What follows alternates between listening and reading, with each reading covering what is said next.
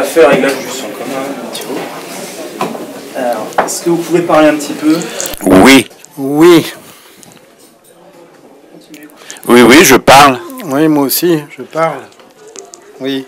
Ça va? Oui. Mais alors, si on s'éloigne, est-ce que tu nous entends encore, là? Ouais, Est-ce que je peux laisser le micro... Voilà, bah, c'est parfait. Bah, là, c'est parfait. Ce que je peux faire, c'est le mettre sur une... sur une serviette. Ah, bah, allez. Voilà. On va passer le petit fil à l'intérieur. Et puis, on va l'avoir là-haut. Ça passe bien. Attends, là, faut pas...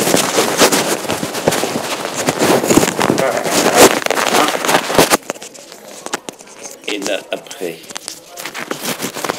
Ah, mais là, voilà, comme ça. Hein? Eh ben, c'est magnifique. Voilà. Là, tu m'entends, là? Sonny, you're fucking half a news. I can't think to find all your dick and the froze. I can like it the sight. You can snuff it the froze. I can snuff my baby. Sonny, once of you. I love you. Cette époque-là, c'était plutôt l'envie d'une aventure plus que de cinéma, je crois. On avait vraiment envie de...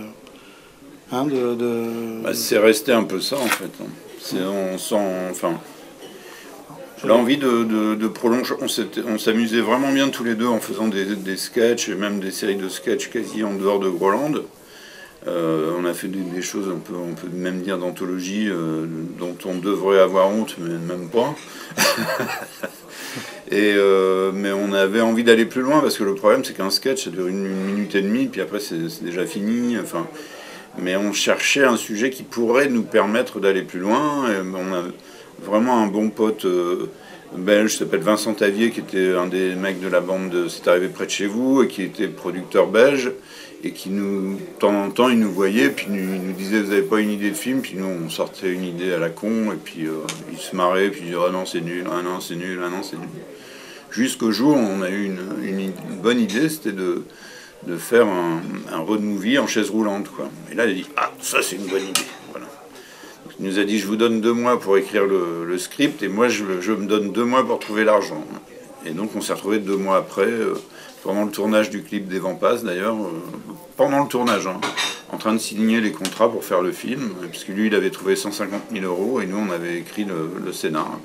C'est comme ça qu'on est parti, quoi. Avec aussi la volonté d'aller boire un coup avec Aki Kaurismäki, le réalisateur finlandais. Donc on avait mêlé nos envies, et c'était donc vraiment aussi l'envie de déconner. Enfin, il y avait envie de faire du cinéma, mais il y avait l'envie de... Partir à l'aventure, ouais, quoi. De voyager pendant 1 mois et de... On n'avait pas de distributeur, on n'avait rien, on n'avait pas de chaîne de télé. C'était l'argent d'un notaire. Bref. Voilà. Donc c'était vraiment, à l'époque, on n'ambitionnait pas de faire plus qu'un film, on va dire. Même, on ne savait même pas si on allait faire un film. Et après, une fois qu'on a terminé cette expérience, on avait tellement aimé, et Dieu sait si c'est vrai que c'était génial quand même de faire tous ces pays, de remonter jusqu'en Finlande. On a été tellement content du résultat et de la façon de le faire qu'on s'est dit on va en faire un deuxième. Et après on a été mordus et voilà. Et voilà. Je m'étais fait l'idée d'une gentille petite vie, comme la plupart des gens. Salut. Peinard en famille, peinard au boulot, peinard dans ma tête. Notre idée à la base pour ce dernier film, c'était de revenir aux origines de ce premier film. C'est-à-dire que même si on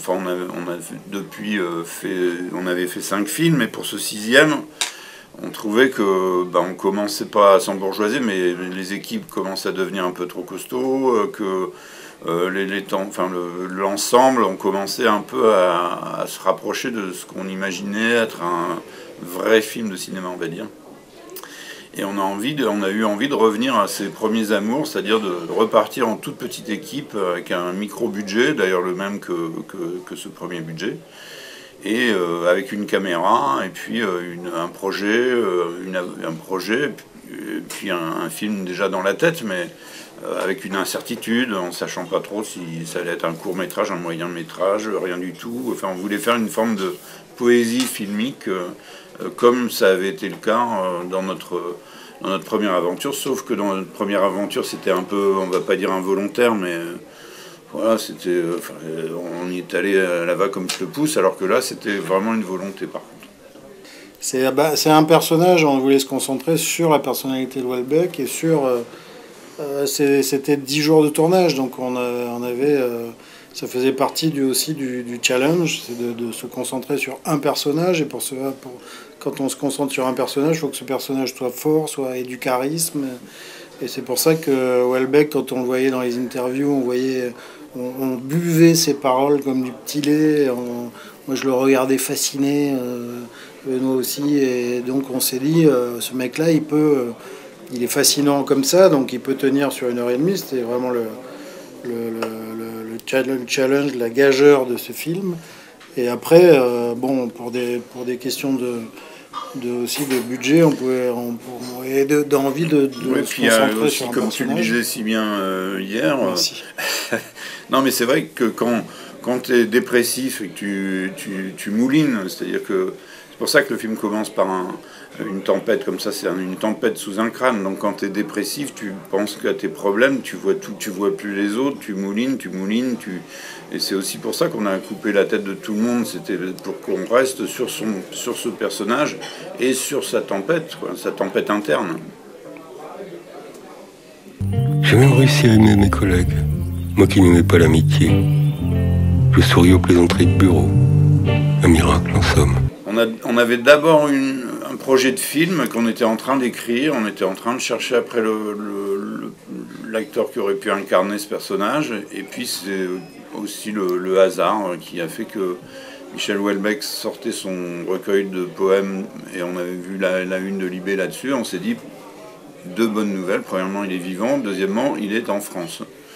Et donc, parce qu'on l'avait déjà joint pour le Grand Soir en Irlande, et il avait dit oui, puis il avait eu un souci personnel, ce qui fait qu'il n'avait pas pu jouer la scène qu'on espérait. Mais au moins, on avait ses coordonnées, donc on a réussi à le voir à Paris, et puis on a passé une très bonne soirée ensemble, tous les 3. Et à la fin de cette soirée, il nous a donné son accord de principe. Voilà. Il voulait être acteur et seulement acteur, donc il ne voulait pas écrire un mot du film. Et non. C'est que nous-mêmes, on doit être assez Houellebecqiens, en fait. Non, mais c'est vrai que c'est une façon d'écrire assez littéraire, mais qui correspondait à son phrasé. Et puis nous, on avait envie de dire des choses profondes et sincères, et donc le moyen de les exprimer, c'est comme on parle pas le verlan, on aime bien aussi on aime bien le français, les beaux mots de français, on aime bien écrire. C'est vrai qu'on... Mais à aucun moment on s'est replongé dans ces bouquins pour essayer de faire du Houellebecq, t'imagines. Déjà c'est trop fatigant. Ouais. Trop de travail. Trop de travail, donc ça c'est pas pour nous. Et donc il nous a conseillé de mettre tout ce qu'on avait sur le cœur, et que quand c'était vrai, c'était beau. Voilà, c'est un peu sa leçon de littérature, c'est ça. Donc on a essayé d'être vrai, voilà, c'est tout.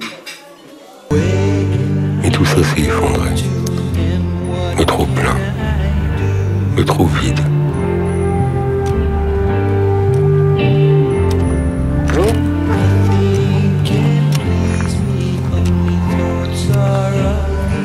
Avant tout, c'est des gens qu'on a envie de rencontrer.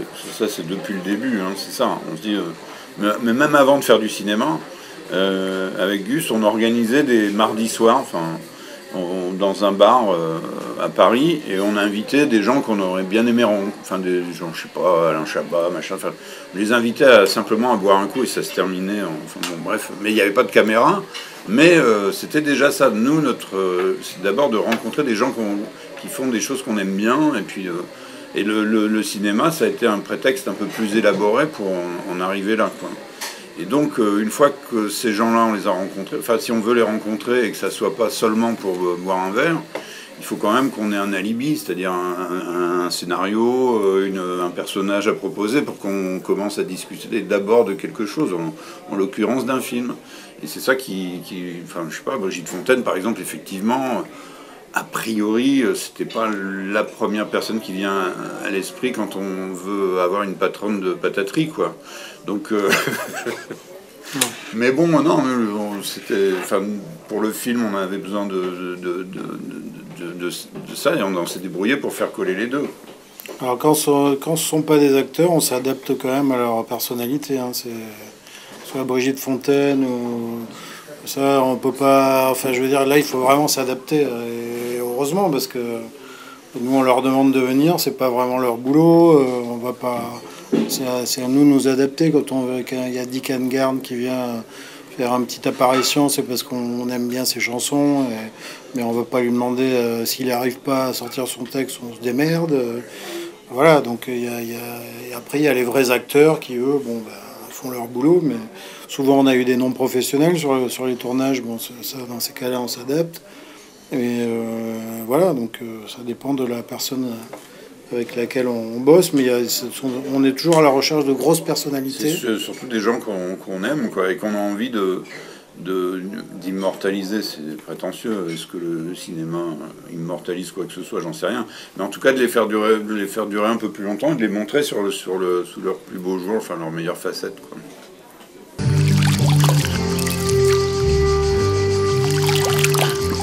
Eh monsieur là, faut pas boire l'eau de la piscine, elle est pas potable. M'en fous, je suis mort.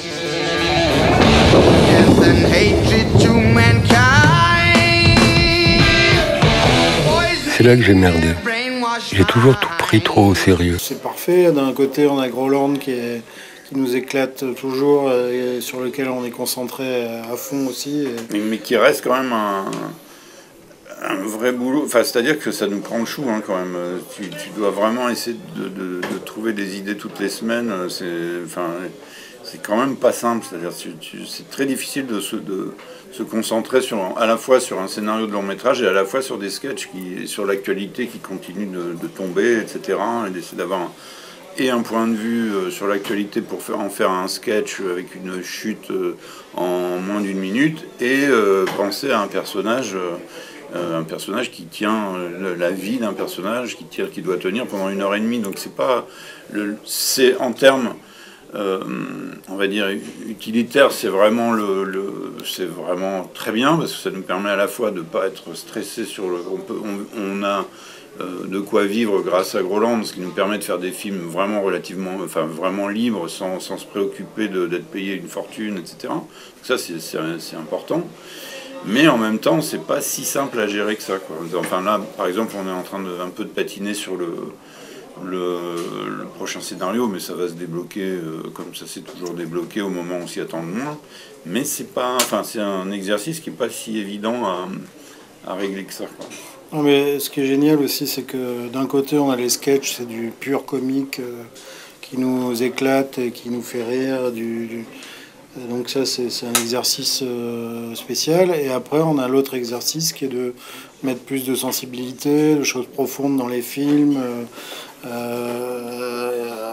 aussi rencontrer des acteurs, des gens, parce qu'on n'est pas réalisateur des sketchs sur Groland aussi. Donc c'est deux exercices totalement différents, mais hyper complémentaires. Et moi, à titre personnel, si ça pouvait durer comme ça jusqu'à ma mort. Jusqu'à ce que j'ai mes trimestres. Ouais, jusqu'à ma retraite. C'est-à-dire dans pas très longtemps, mais